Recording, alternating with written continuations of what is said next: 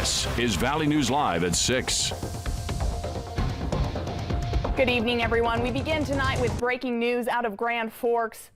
2 people are dead and several more are hurt after a serious rollover crash in the downtown area. It happened just after noon at the intersection of 5th Street and Demers Avenue.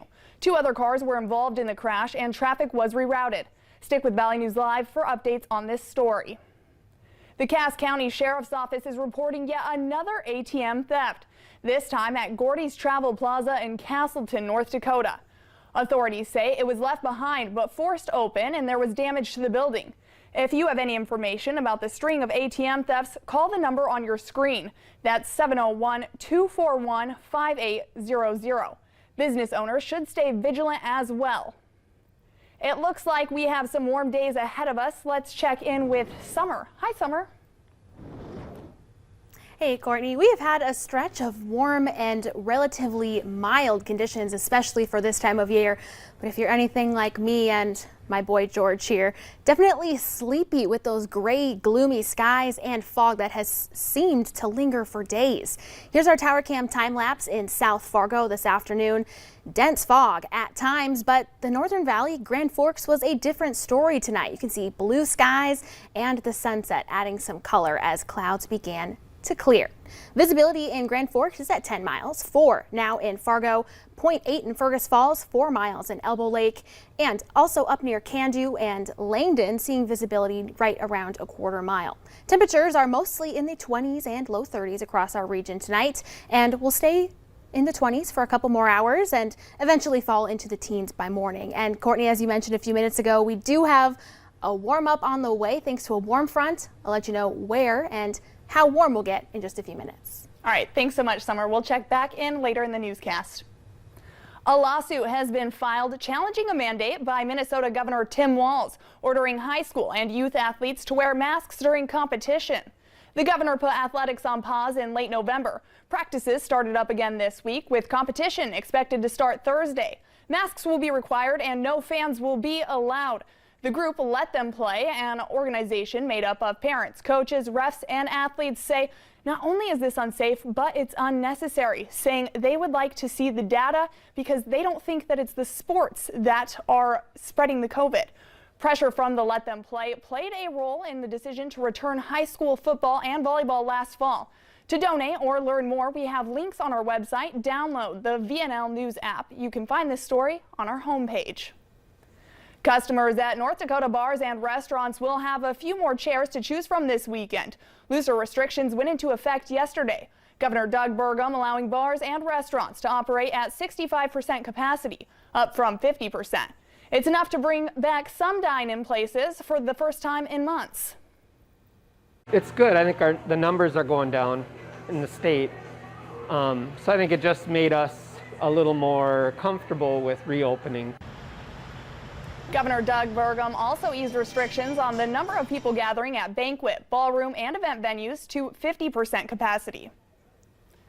Federal prosecutors say 3 more people have been arrested and charged with crimes related to the riot in the Capitol last week. The investigation into the attack continues as calls for President Donald Trump's removal from office intensify. NBC's Chris Pallone reports. Democratic lawmakers' effort to impeach President Trump again is gaining momentum. In a tweet, California Congressman Ted Lieu said 180 House members have signed on as co-sponsors for an article of impeachment to be introduced Monday. The move necessary, Democrats say, after this speech. We're going to walk down to the Capitol. And the deadly riot in the Capitol that followed. We have a responsibility to hold him accountable. A White House spokesman dismissed impeachment as a politically motivated move which would further divide the country. It comes amidst new revelations, first reported by the Washington Post, that Mr. Trump called Georgia's lead elections investigator last month and urged him to, quote, find the fraud, as the president sought to overturn the election results. The White House has not commented. Meanwhile, the president's allies are decrying Twitter's decision to ban him from the social media platform, depriving him of his favorite method of communicating with supporters. It's a sad day when big tech has more power than big government, that they can censor the president of the United States. Twitter cited the risk of further incitement of violence by the president as the reason for terminating his account. Chris Pallone, NBC News. Healthcare experts say there are reports indicating the strains of mutated coronavirus are no longer responsive to antibodies. Doctors say this will impact what can be offered to patients. They say there's a chance antibody therapy, which has worked on COVID-19, might need to change to keep up with newer variants.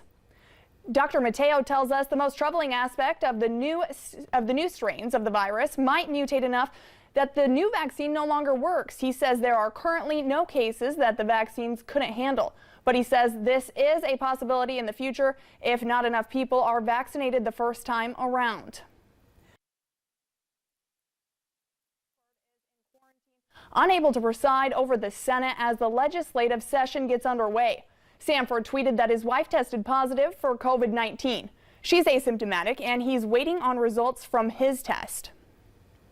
In North Dakota, as lawmakers wrap up the first week of the 2021 session, agencies are trying to reestablish their needs while also positioning themselves for more adjustments during COVID-19. The state Supreme Court is looking at changes made during the pandemic and applying some permanently. The court has been hearing cases virtually for months now, and so have the lower courts. Chief Justice John Jensen says the court must find a way to stay open. The court also plans on installing a new automated transcriber. A 57-year-old man at the MFC Fairview died yesterday in the Minneapolis hospital. He's recently been diagnosed with COVID-19. 3 others at the jail are in critical condition linked to the illness. It's the 10th death related to COVID of Minnesotan inmates as vaccinations get underway for the incarcerated. Coming up tonight on Valley News Live at 6, the dust has settled in D.C., but it has lawmakers rethinking security nationwide. And skies are still looking gray and gloomy tonight, but the clouds will clear and the fog will break. I'll have a breakdown on what your Sunday forecast is looking like, as well as a warm up this week, coming up just after the break.